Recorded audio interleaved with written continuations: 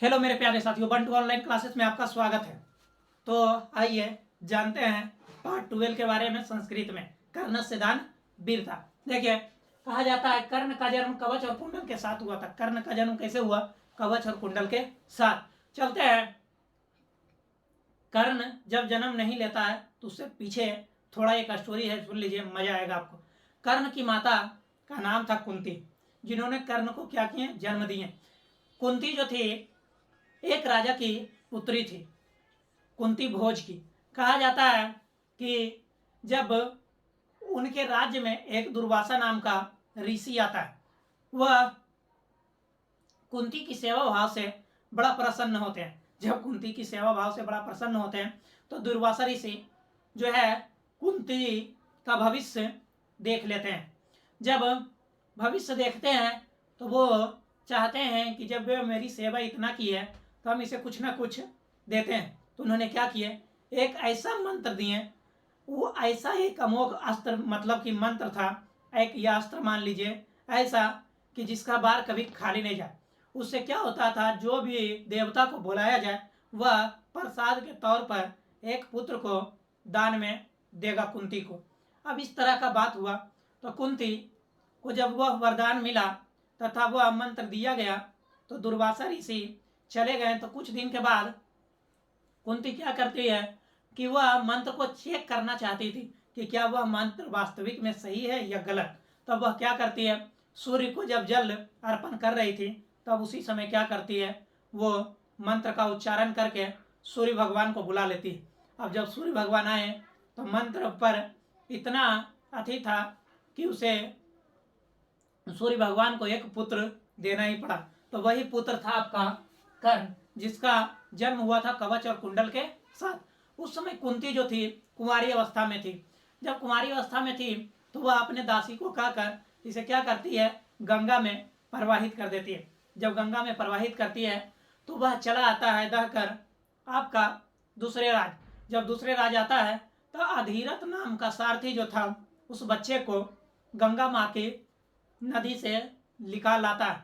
और कहा जाता है कि जो अधीरथ जो था वो कहता है कि बेचारा के पास एक पुत्र और था। तो जब आती है, ये बड़ी बात आता है राधा माँ का, जिसे राधे कर्ण भी कहा जाता है। राधा क्या करती है, पालन पोषण करने लगती है कर्ण का। लेकिन कर्ण तो कोई साधारण बालक था नहीं।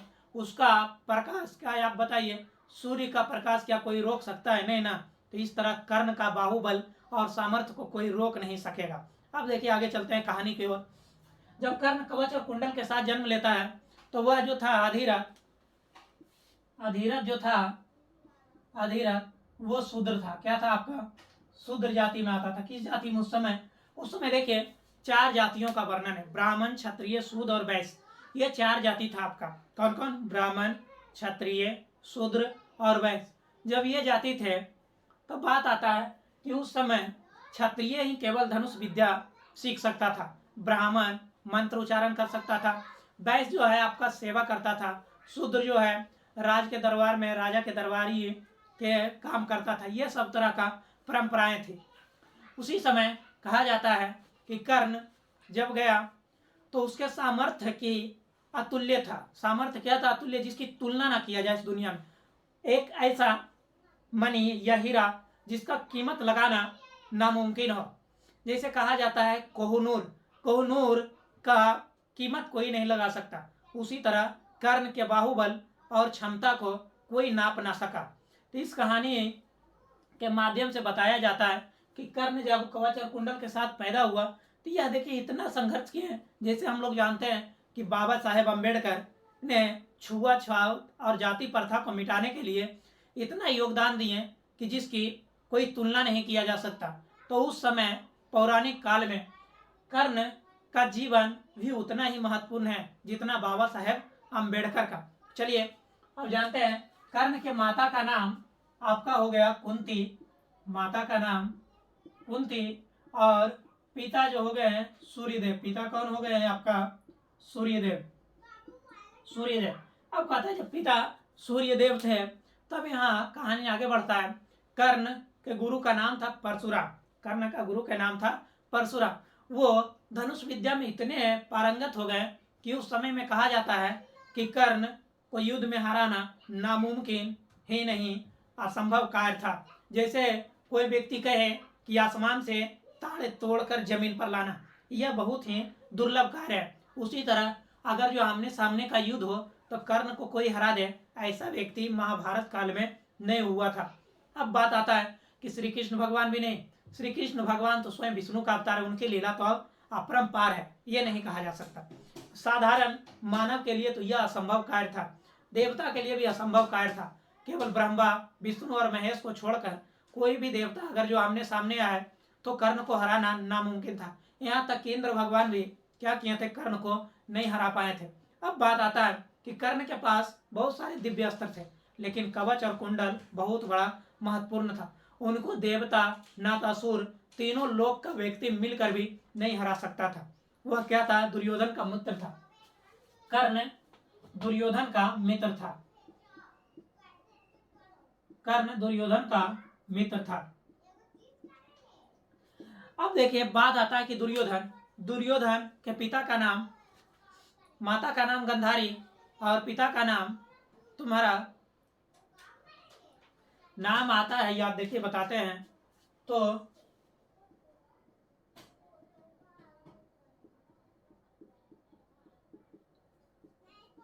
माता का नाम आपका गंधारी, पिता का नाम आपका धृतराष्ट्र। क्या था पिता का नाम? धृतराष्ट्र। धृतराष्ट्र थे जो ये जन्म से अंधे थे, धृतराष्ट्र। अब बात आता है कि कर्ण जब आता है अर्जुन को ललकारने लगता है तो दुर्योधन उस समय मित्र कैसे बना? उनको क्या करता है? अंग देश का राजा बना देता है। कौन? दुर्योधन। अपने शक्ति का इस्तेमाल करके अंग देश का राजा बना दिया। किसको? कर्ण को। तो कर्ण कहाँ का राजा हो गया? अंग देश का। कहाँ का हो गया? अंग देश का राजा हो गया। अंग देश का क्या हो गया? राजा हो गया। जब कर्ण अंग देश का राजा होता है तो उसी समय उनका सारथी जो था बहुत सारा था, लेकिन कहा जाता है युद्ध में उनका सारथी का नाम शैल था। क्या था? सारथी का नाम शैल था। जो कहा जाता है शैल जो थे पांडव के मामा थे। पांडव का क्या थे? पांडव का मामा थे। पांडव का क्या थे? मामा थे। अब कहा जाता है कि पांडव के मामा मतलब कि भीम, नकुल, अर्जुन, सहदेव के क्या थे? युधिष्ठिर के मामा थे। मतलब हम लोग अगर जो कह दें तो हम लोग के मामू के हिसाब से बोला जा सकता है। मामू को उस समय मामा कहते थे, मतलब पांडव के क्या थे? मामा थे। कौन? शैल। कहा जाता है कि इस तरह की जब बात हो रही तो इंद्र भगवान छल से क्या करते हैं? ब्राह्मण का भेष धारण करके कवच और कुंडल दान में मांग लेते हैं। कर्ण कहता है कि इंसान का जब हो जाता है मृत्यु तब उसका बुद्धि, विवेक, ये सब का कुछ भी अस्तित्व नहीं पता चलता है। दान ऐसा चीज है जो हमेशा अमर रहता है। वो दान को बहुत बड़ा विशेष चीज बताते हैं। कर्ण कहता है कि जो भी व्यक्ति मुझे सूर्य एवं प्रातः काल में जो भी मुझसे कुछ मांगेगा मैं उसे अवश्य दूंगा। उसी का जो है फायदा उठाता है इंद्र और क्या करता है? कर्ण से कवच और कुंडल दान में मांग लेता है। कहा जाए कि कवच और कुंडल किसको बचाने के लिए? तो अर्जुन को बचाने के लिए किया जाता है। अब बात आता है कि जब इंद्र भगवान किसके वेश में आए थे? शक्र के वेश में। शक्र को ही कहा जाता है ब्राह्मण। शक्र को ब्राह्मण या कह सकते हैं शक्र का धारण, तो इंद्र भगवान को भी कह सकते हैं इंद्र भगवान। अब इंद्र भगवान यहाँ पर देखिए कहा जाता है कि आशीर्वाद में नहीं देते हैं वरदान, मतलब कि जब कर्ण प्रणाम करता है तो उसे दीर्घायु का आशीर्वाद नहीं देते हैं। दीर्घायु मतलब होता है लंबी उम्र का। लंबी उम्र का क्या करते हैं? आशीर्वाद नहीं देते। कौन? इंद्र भगवान। अब जब इंद्र भगवान उससे कवच और कुंडल मांग लेते हैं तो इंद्र भगवान कहते हैं कि मैं बिना तुम्हें कुछ दिए नहीं जा सकता, नहीं तो लोग मुझे क्या कहेंगे? आने वाला भविष्य मुझे क्या नाम से पुकारेगा कि उतना बड़ा देवता जो क्या किया? एक साधारण मनुष्य से मांग लिया और उसके बदले में नहीं कुछ दिया। तो कर्ण कहता है कि मुझे एक ऐसा अस्त्र दो दीजिए जिसका नाम होता है अमोघ अस्त्र। क्या नाम होता है? अमोघ अस्त्र। क्या नाम होता है आपका? अमोघ अस्त्र। जिसका बार कभी खाली ना जाए, जिसका बार कभी खाली नहीं जाए, ऐसा अस्त्र मांगता है। कौन? कर्ण। वह अस्त्र तो कहा जाए कर्ण जानता था कि मैं दुर्योधन के पक्ष हूँ, मतलब अधर्म के पक्ष, तो मेरी मृत्यु अवश्य है, लेकिन वह अपने सदा मित्र का शुभ कामनाएं का बात बोलता था, मतलब शुभ हो ऐसा वार्तालाप होता था। जैसे हम लोग कहा जाए हम लोग का तो गांव समाज इतना बदल गया कि कहने का नहीं रहा, कोई किसी का शुभ चिंतक का बचा ही नहीं है।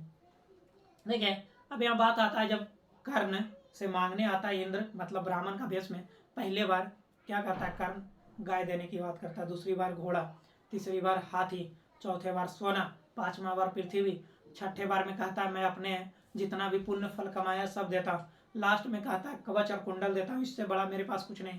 तो कहता है ददाती ददाती, मतलब दे दो दे दो। कौन बोलता है? ब्राह्मण। कौन रहता है? शक्र के वेश में इंद्र भगवान। तो वह कवच और कुंडल क्या करता है? दान में दे देता है। इस तरह से कहा जाता है कि सबकी अपनी एक मर्यादा होती है। इंद्र भी अपना मर्यादा निभाते हैं और उन्हें क्या करता है, कर्ण को एक अमोघ देते हैं। जय हिंद मेरे प्यारे साथियों, आशा करते हैं कि आपको वीडियो पसंद आई होगी। अगर जो वीडियो पसंद आई है तो लाइक और सब्सक्राइब अवश्य करें।